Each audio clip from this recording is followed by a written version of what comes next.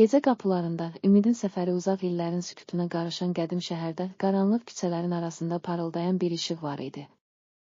Bu işıq yalnız gecələr açılan sirli qapılarda görünər, kimin ürəyində dərin ümidlər yandırardı, kimin isə keçmişin kədərli xatirələrini canlandırardı. O şəhərin sakinlərindən biri olan Əli, hər gecə öz qəlbinin səsini tapmaq, həyatın əsl mənasını dərk etmək üçün yola çıxardı. Əlinin uşaqlığından bəri eşitdiyi əfsanələr, nənəsinin dilləndirdiyi nağıllar və atasının dediyi hikmətli sözlər onun ruhunun dərinliyində iz buraxmışdı. Hər insanın içində sanki qapılar var, yalnız gecə açılır, o qapılardan keçəndə həyatın sirrini, ümidin əbədi işığını taparsan, deyərdi atası. Bu sözlər Əlinin gecələri sakit və düşüncəli keçirməsinə səbəb olur. O, gecənin qaranlığında, ulduzların altında öz hissəsini dinləyər, həyatın dərinliyini hiss edərdi. Bir payız gecəsi, soyuq küləklərin səssizcə əsdiyi, saralmış yarpaqların yerə düşdüyü o zaman, Əli şəhərin qədim küçələrindən çıxıb, tanımadığı məhəllələrə doğru addımlamağa başladı. O, şəhərin divarlarına oyulmuş qədim rəsmləri, min illərin ağırlığını üzərində daşıyan daş qapıları və hər küncündə xatirələri gizlədən evləri izləyərək, sanki unudulmuş hekayələrin ardınca getdi. İlk dayanacağı, tarixin dərindən izlərini daşıyan və Egecə qapıları adlandırılan qədim bir məscid oldu. Məscidin divarlarında yazılmış arxaik hərflər, illərin sükutuna qarışmış dualar kimi Əlinin ruhuna işıq saçırdı. O, məscidin böyük qapısına yaxınlaşdı və yavaş-yavaş içəri girdi. Məscidin içindəki səssizlik, sanki hər bir küncdə min illərin düşüncələrini, ümidlərini və acılarını saxlayırdı. Əli, məscidin ortasında yerləşən qədim bir şamdanın işığına baxaraq, keçmişin və gələcəyin sirlərini düşünməyə başladı. Şamdanın titrəyən işığı arasında Əlinin ağlında nələr dolaşırdı, necə deyim. Hər kəsin öz içində daşıdığı sir, həyatın ən dərin mənasını kəşf etmək arzusudur. O gecə məscidin divarlarına yapışmış, qırışmış yazılardan birində belə bir söz oxudu. Qəlbin səsini dinlə, çünki o, sənə keçmişin dərslərini və gələcəyin ümidini bildirər. Bu sözlər Əlinin qəlbində yeni bir atəş yandırdı. O, yalnız keçmişin kədərli xatirələrini deyil, həm də gələcəyin parlaq ümidini axtarmağa qərar verdi. Gecənin qaranlığı içində o, bir daha şəhərin sirlərini araşdırmağa başladı. Əli şəhərin dar, kəskin bucaqlı küçələrindən, köhnə bazar meydanından və qapıları qapalı, lakin hələ də ümidlə dolu olan evlərdən keçərkən yolda çox maraqlı insanlarla qarşılaşdı. Bunlardan biri, gülümsəyən və hər kəsi isti salamlayan Məhəmməd xan idi. Məhəmməd xan illərin ağırlığını üzərində daşısa da, gənclərə həyatın dərin mənasını öyrətmək üçün hər zaman açıq ürəklə danışardı. O, Əliyə belə dedi: "Əziz oğlum, unutma ki, hər birimizin içində sənin dediyin kimi qapılar var.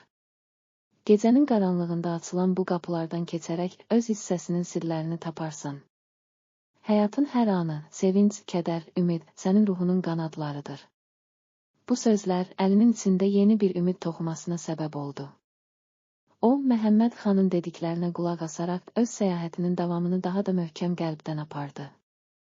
Hər addımında o, şəhərin dərinliyində gizlənmiş əfsanələri, insan qəlblərindəki gizli arzuları və sarsılmaz ümidləri hiss edirdi. Bir neçə gün keçdikdən sonra Əli tanımadığı bir məhəllədə yerləşən, qapıları uzun müddət kilidlənmiş, lakin divarlarında hələ də incə oyma işləri ilə bəzədilmiş bir evin qarşısına gəldi. Bu ev, nəsillərin ötürdüyü hekayələri, sevincləri və kədərləri daşıyan bir xəzinə kimi idi. Əli ehtiyatla evin qapısını açdı və içəri girdi. Evin divarlarında unudulmuş şəkillər, köhnə məktublar və əsrlərin xatirələrini əks etdirən əşyalar asılmışdı. O, hər küncdə bir zamanların səsi, hər əşya arasında bir ömür boyu yaşanmış duyğuları hiss edirdi. Bu evdə Əli bir otağa rast gəldi ki, otağın mərkəzində böyük bir dəftər yerləşirdi. Dəftərin səhifələri saralmış, lakin hər kəlməsi sanki qəlbin dərinliyindən gələn bir nəğmə kimi oxunurdu. O, dəftəri açdı və içində belə yazılmış bir parça tapdı: "Həyatın ən böyük sirri, qəlbin səsini eşitməkdədir. Hər itki, hər kədər, hər sevinç sənin içində bir musiqidir. Onu dinlə, ürəyinin qanadları ilə ucal, çünki sənin içində doğan işıq ən qaranlıq gecəni belə aydınlatar." Bu sətirlər Əlinin ruhunu titrətdi. O, bu tapıntının, keçmişin və gələcəyin, acı və sevincin birləşdiyi bu anın dəyərini yenidən dərk etdi. Öz içindəki səsi dinləməyə, hər bir duyğunu, hər bir hissi qəbul etməyə başladı. Hər kəsin qəlbində daşıdığı bu səs həyatın əsl mənasını təşkil edirdi. Evdən çıxdıqdan sonra Əli şəhərin küçələrində dolaşaraq gördüklərini və eşitdiklərini insanlarla paylaşmaq istədi. O, Məhəmməd xanla digər yaşlı və gənc sakinlərlə uzun söhbətlər etdi. Hər kəs öz keçmişindən, sevinclərindən və kədərindən danışır, ürəklərindəki səsi tapmağa çalışırdı. Gecə saatlarında ulduzların parıltısı altında toplaşan insanlar divarlara oyulmuş qədim yazıları oxuyur, bir-birinə həyatın dərin mənasını anlamağa çağırırdı. Əlinin səyahəti və onun tapdıqları şəhərin hər küncündə bir inqilab yaradırdı. İnsanlar artıq yalnız gündəlik həyatın monotonluğunda itirdikləri anları deyil, həm də keçmişin, xatirələrin və gələcəyin ümid dolu işığını da görməyə başladılar. Hər bir kəs öz içindəki səsi eşidərək həyatın hər anını daha dərindən yaşamağa başladıqca qəlblərində sarsılmaz bir güc və inam doğurdu. Bir gün şəhərin mərkəzində böyük bir tədbir təşkil olundu. Bu tədbirdə hər kəs öz hekayəsini, keçmişin dərslərini və gələcək üçün ümidlərini paylaşmaq üçün bir araya gəldi.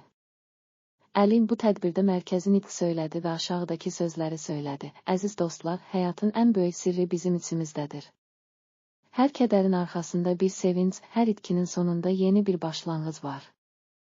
Biz qəlbimizin səsinə qulaq asdıqca keçmişin hikmətini öyrənir, gələcəyin ümidini hiss edirik. Hər birinizin ürəyində parlayan o işığı itirməyin və həyatın hər anını dərinliyinə qədər yaşayın. Çünki hər an yeni bir nağılın başlanğıcıdır. Bu sözlər iştirakçıların qəlbində dərin izlər buraxdı. Gecənin sonunda tədbirdən ayrılan hər kəs öz içindəki səsi eşidərək həyatın hər çətinliyinə, kədərinə və sevinciyə qarşı daha möhkəm dayanmaq üçün yeni bir ümidlə doldu. Tədbirdən sonra Əli öz səyahətinin yekun nöqtəsinə yaxınlaşdığını hiss etdi.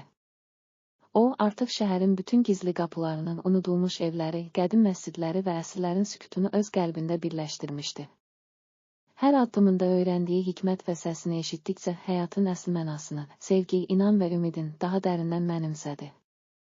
Gecə qapılarında keçirdiyi illərin təcrübəsi ona göstərdi ki, hər insanın içində bənzərsiz bir nağıl var. Bu nağıl hər kədərin, hər itkinin, hər sevincin bir araya gəldiyi, qəlbin səsini eşitdiyi və həyatın bütün rənglərini birləşdirən bir melodiyadır.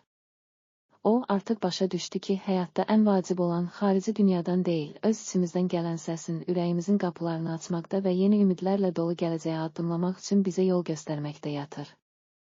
İndi şəhərin dar küçələrində və qədim divarlarında Əlinin səyahətinin, onun tapdığı sirlərin və eşitdiyi melodiyaların izləri əbədi olaraq yaşanır. Hər kəs gecə qapılarında ulduzların parlaqlığı altında öz hissəsini eşidərək həyatın hər anını daha dərindən yaşamağın və keçmişin dərslərindən gələcəyə ümidlə baxmağın vacibliyini xatırlayır. Bu hekayə gecə qapılarında ümidin səfəri yalnız bir insanın səyahətini deyil, hər birimizin içində yatan bəzən susqun, bəzən coşqun səsi eşitmək, öz nağılımızı yaratmaq və həyatın bütün rənglərini birləşdirmək üçün verilən əbədi bir çağırışı təmsil edir. Hər kəs bilir ki, hər kədərin, hər itkinin arxasında yeni bir başlanğıc, hər qaranlıq gecənin sonunda isə parlaq bir günəş var. Beləliklə, qaranlıq küçələrdən, qədim qapılardan və sükut dolu məscid divarlarından eşidilən hər bir səs, insan qəlbinin ən dərin yerlərində doğan ümidin, sevginin və inamın simvoluna çevrildi. Hər kəs öz içindəki səsi eşidərək həyatın sirrini anlamağa, keçmişin hikmətini mənimsəməyə və gələcək üçün ümid dolu addımlar atmağa davam etdi.